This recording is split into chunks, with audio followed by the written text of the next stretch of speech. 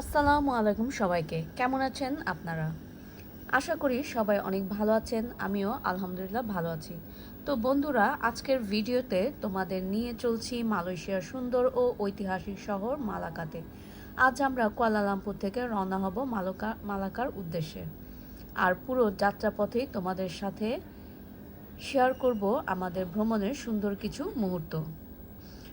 তো চলুন আর কথা না বাড়িয়ে শুরু করা যাক আজকের যাত্রা। আমরা এখন কুয়ালালামপুর থেকে মালাকার উদ্দেশ্যে রওনা দিয়েছিলাম। কুয়ালালামপুরের ব্যস্ত শহর ছেড়ে ধীরে ধীরে আমরা এগিয়ে যাচ্ছি নতুন একটি শহরের দিকে।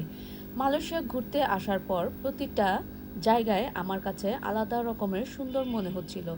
আর মালাকা নিয়েই তো আগের থেকেই অনেক কিছুই শুনেছিলাম, বিশেষ করে এর ইতিহাস, পুরানো স্থাপনা আর সুন্দর পরিবেশের কথা। তাই মালাকা যাওয়ার অনেকটাই আনন্দের।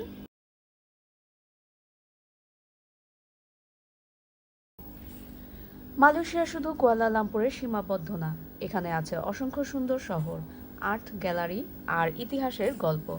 আমরা ট্যাক্সি নিয়েছিলাম ভাড়া 270 রিঙ্গিত। রাস্তার দুই পাশে সবুজের সমাহার, পাম গাছের সারি আর মেঘে ঢাকা আকাশের মনে হচ্ছিল পুরো রাস্তা জুড়ে একটা শান্ত পেন্টিং। দেখতে দেখতে পৌঁছে গেলাম মালাকা। পথে যেতে যেতে জানালার বাইরে তাকালেই দেখা যাচ্ছিল মালয়েশিয়ার সুন্দর রাস্তা আর চারপাশের সবুজ পরিবেশ। সত্যি বলতে ভ্রমণের সময় শুধু গন্তব্য নয়, পথটাকেও অনেক সুন্দর মনে হয়।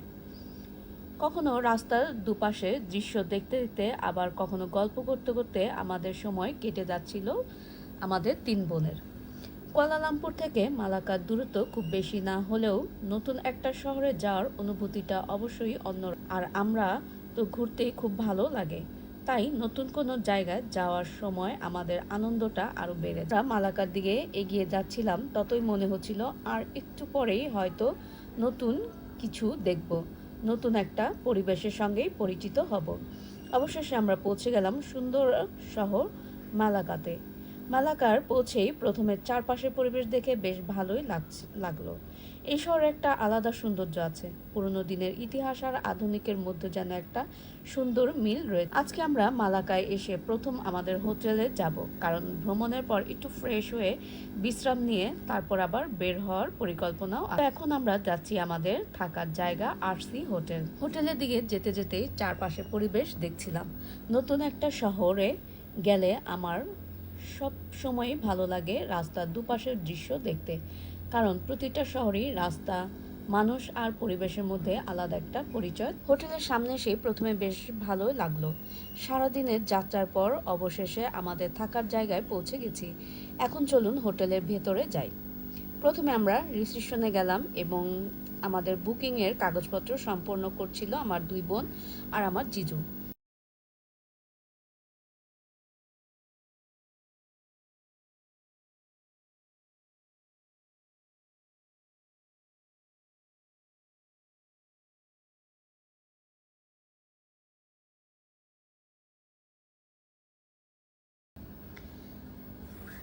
রিসেপশনের কাজ শেষ করতে হতে আমি একটু বসে বসে ভাব নিচ্ছিলাম এবং একটু পিয়ানো বাজাচ্ছিলাম। কিন্তু আমি পিয়ানো বাজাতে পারি না, তারপর একটু ভাব নিচ্ছিলাম আর কি, পিয়ানো বাজাচ্ছি। এবং ওদের যে জিনিসগুলি ছিল খুবই সুন্দর, ডেকোরেশন ছিল করা এবং খুবই পরিপাটি আর সুন্দরভাবে সাজানো গোছানো ছিল সব কিছু। দেখতে আমার অনেক ভালো লাগছিল এবং আমি এখানে বসে কিছুক্ষণ আরাম করছিলাম।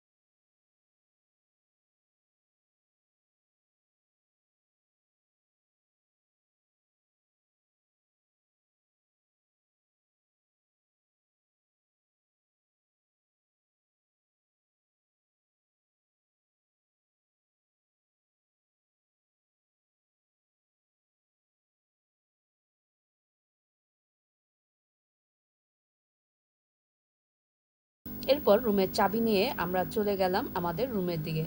চলুন এবার আমাদের রুমটি দেখাই। রুমে ঢুকতেই প্রথমে বেশ ভালোই লাগছিল, সবকিছুই সুন্দর ও পরিপাটি ছিল। ঘুরতে এসে চারিদিকে এসে সারাদিন বাইরে কাটানোর পর একটা আরামদায়ক রুম সত্যি অনেক শান্তি দেয়। আমরা আমাদের ব্যাগপত্র রেখে একটু ফ্রেশ হলাম, কারণ এতক্ষণ জার্নি করার পর শরীরটা একটু ক্লান্ত হয়ে গিয়েছিল। প্রায় 2.5 ঘন্টার মতো আমরা জার্নি করেছিলাম।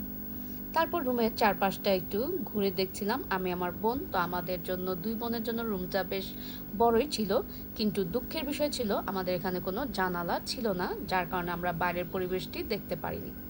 যাই হোক, সত্যি বলতে ভ্রমণের সময় এমন ছোট ছোট মুহূর্তগুলোর পরে সবচেয়ে বেশি মনে পড়ে। কোথায় ছিলাম, কিভাবে গিয়েছিলাম, কোন হোটেলে উঠেছিলাম, সব কিছুই একরকম সুন্দর স্মৃতিতেই পরিণত হয়। আজকের কুয়ালালামপুর থেকে শুরু করে মালাকা পর্যন্ত আমাদের যাত্রাটা সত্যি বেশ সুন্দরই ছিল। আর এখন আমরা পৌঁছে গেছি আমাদের নতুন গন্তব্যে। আগামী ভিডিওগুলোতে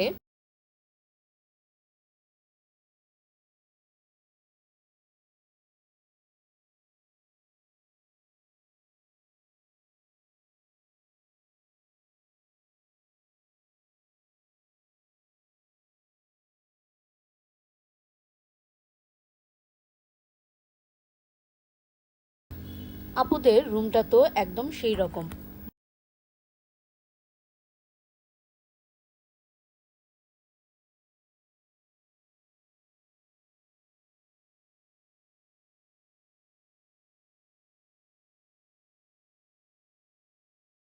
সামনে মালাকা আরো অনেক সুন্দর জায়গা সবাইকে দেখানোর অপেক্ষায় আছি। বারান্দা থেকে দেখা যাচ্ছিল নদীর মনোমুগ্ধকর দৃশ্য। নদীর পাড় দিয়ে যাচ্ছিল একটি বোট। বারান্দায় দাঁড়িয়ে সেই দৃশ্য দেখতে দেখতে মনে হচ্ছিল আমরা যেন মালাকার গল্পের মাঝখানেই দাঁড়িয়ে আছি। আর আরো সুন্দর সুন্দর জায়গা শেয়ার করব। কোথায় ঘুরছিলাম, কি দেখছিলাম, আর কেমন ছিল আমাদের পুরো অভিজ্ঞতা, সবকিছুই সবাইকে দেখানোর চেষ্টা করব। তো বন্ধুরা, আজকের ভিডিওটা এখানেই শেষ করছি। আশা করি আমাদের কুয়ালালামপুর থেকে মালাকা পর্যন্ত এই যাত্রাটা সবারই ভালো লেগেছে। ভিডিওটি ভালো লাগলেই অবশ্যই একটা লাইক দিবেন। আর যারা এখনো আমার চ্যানেলটি সাবস্ক্রাইব করেননি, তারা অবশ্যই সাবস্ক্রাইব করে। আবার দেখা হবে নতুন কোনো সুন্দর জায়গা আর নতুন একটি ভিডিও নিয়ে। Thank you for watching.